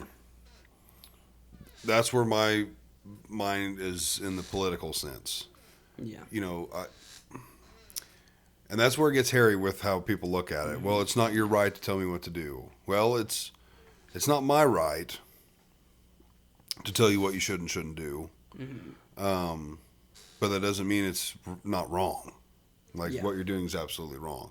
So I get the whole argument, you know, it's my body, my choice. It's a free country. Like, I get the political side of it. But this country was also founded on God and freedom. It's a tough line to follow because you do have free will. But, yeah, it's just one of those things. The thing that gets me, though, is that child is also a person. And it's not just your body. But they don't look at it that their way. Body too. Right. Of course, they don't look at it like that. Yeah. They call them zygotes and... You know, they don't have they don't have a right. It's my body, and But that's one of those where, there's, again, thank God that there's grace and that people can change their minds. Yeah. But I personally, I can't see a single excuse for it. But I know that a lot of people don't believe the same way that I do. Right. Yeah. I still think that they shouldn't do it. And I would fight for that kid. Yeah. But legally, and the whole reason we're on this is because it ties into fertility. Diet and fertility is a big thing, and this is the last thing I want to end on. The microplastics. Has been a pretty recent discovery, I would say, within like the last 5 to 10 years, and it is linked big time to infertility. Not so much.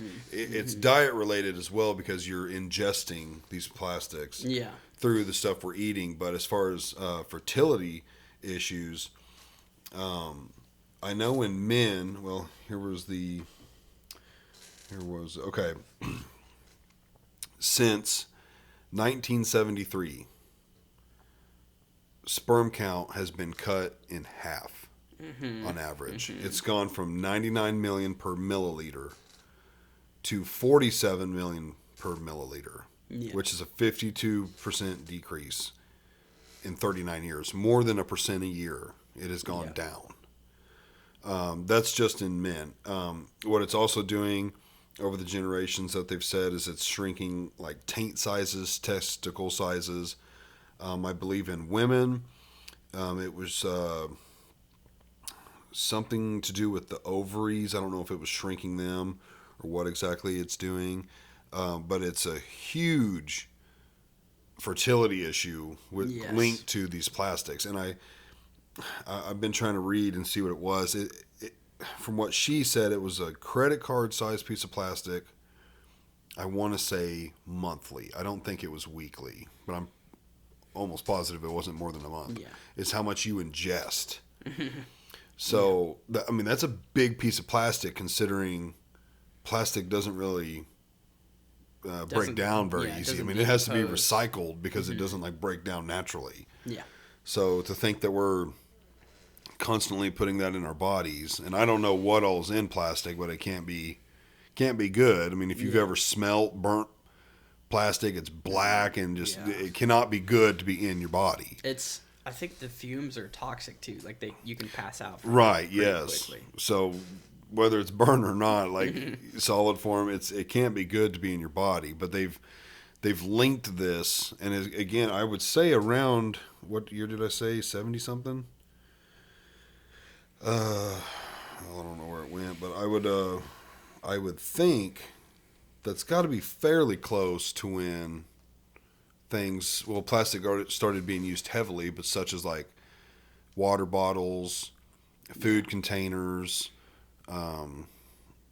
drink containers, not like store-bought water bottles, but like water you refill and plastic reuse. Plastic cups, plastic bowls. When they started getting away from glass, because glass was more expensive, plastic was new, it was light, it was cheap. Yeah, that's the thing with a lot of this. That's why a lot of the food uses vegetable oil and these heavily processed stuff is because those chemicals are so cheap. Right. Yeah. It's all about. It's so cheap. It's all about money, and you can make so much more out of it. Yep. Same with plastic. You can make so much more plastic silverware than you can actual silverware. Right, and it's 'Cause faster. so cheap. It's fast. It's cheap. It's easy. Doesn't break. Doesn't well, I guess they could, but like if you dropped a tub of plastic, it just bounce. Yeah. You dropped a glass bowl, it'd break. Yeah. There's less in shipping weight because plastic's lighter. I mean, there's so many reasons that lead to, we should switch to plastic. And now, like, you look at plasticware versus glassware, plastic is cheaper. Yeah. And, glassware is nicer to have and stuff, but, I mean, there's I don't think it's a coincidence that plastic gets heavily used and all of a sudden there's fertility issues. I think from the research, I know there was definitely women, it affected women, but most of what I was reading and remember listening, here's another one, it decreases testosterone production. What she was mainly talking about was it was affecting men. Here's another, because it affects testosterone for the men, it affects their sexual function, their libido, their muscles, other reproductive things. So it's a big deal. Yeah. And it's hard to avoid. I listened to, I don't remember if it was a full episode or just like part of one, but I listened to like Joe Rogan talking to somebody about this. Yeah, her name is Dr. Shauna Swan. Okay. That's who she is. I don't think I've heard of her, but I think this might be the same clip that I was thinking of. Mm-hmm. But they were talking about how it's led to a lot of like birth defects and gender abnormalities. Yep. And the direction that they said, this was Joe Rogan's words. He said that humanity is moving towards being like a genderless species. I've seen him talk about that. Where we can't reproduce naturally. We have to do it artificially. And there is no genders or sexes or anything. Right. It's all just one, you're human. And there's no natural reproduction. Right. I think that is a terrible direction for humanity. That sounds like a pretty bad one. That sounds like being on the brink of extinction. But they made a movie. I cannot think of the name. It was probably in like the 70s or 80s, but Dad's told me about it, where people didn't reproduce and have sex anymore. They would climb into these pods. I think I know. Is it Idiocracy? No, it's not Idiocracy. It's an older movie. It's an older movie. Yeah, this is probably like in the 70s or something. I don't think it was, what's that? Something Orange or Agent? Clockwork Orange? I don't think it's Clockwork Orange, but it's something like that. Where a movie way back in the day had a really strange concept that is now like starting to become more like, oh, that could happen. Yeah. But yeah, like they didn't reproduce, have sex or anything. They would literally crawl into these pods and get some kind of sexual satisfaction from it. Yeah. There's another movie. I haven't seen this. I've just heard about it. But it's called The Children of Men. And it's about the last person to be born. And no one else can have kids physically. The human race, 100% infertility.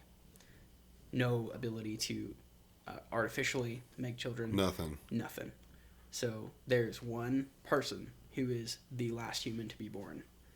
And their birthday, their 16th birthday, is like a worldwide celebration. Because it is the last... 16th birthday. Yeah, last 16th birthday. Wow. It's a movie? Yeah. That sounds interesting. I'll have to look that up. Yeah. I think it's called The Children of Men. But wow.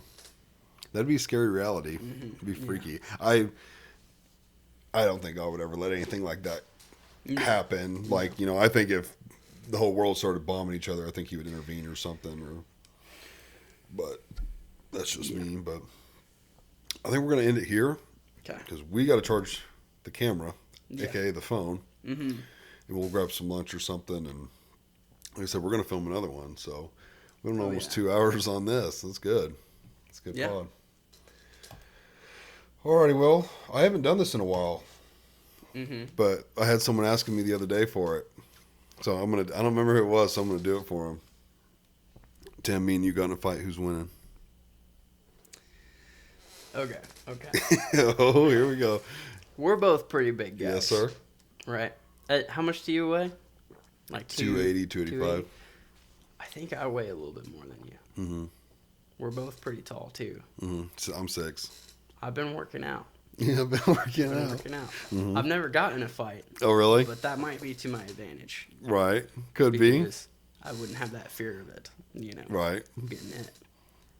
So, all that being said, you would absolutely kick my ass. You would. I couldn't fight Tim. Tim's too nice. Couldn't do it. All that being said. Yeah. I would get destroyed. Oh, Impelio cracked me up one day. This was like only a couple months after I'd been there. He walked up to me and he goes, "I'm glad you're my friend, you big motherfucker." I was like, "I'm glad too, Impelio." Yeah. He's cracks funny. me up. Hard. I don't remember who was requesting that, but they were like, "Did you ask the priest that?" And I was like, "No, I did not ask him that." I didn't ask the priest about Oh gosh, I couldn't do that. I didn't ask Sean either. I was like, I'm not going to ask Sean that question. I don't know. I think I would do better than you would expect, but I don't think I think would you get some good solid punches Yeah. in there. They do. They call me the Dragon Slayer. That is true. Oh, yeah, I might- might be in for one now. The Dragon Slayer. Not the Grizzly Slayer though. Not the Grizzly Slayer, true. Big Grizz. Alrighty, well, we're going to call that an episode. Make sure you guys like, share, and subscribe on YouTube and Spotify. You can also follow me on Facebook and Instagram. So, Tim, thanks for coming out and doing an episode with me. Yeah, absolutely. All right. We'll see you guys later. Yeah. Later.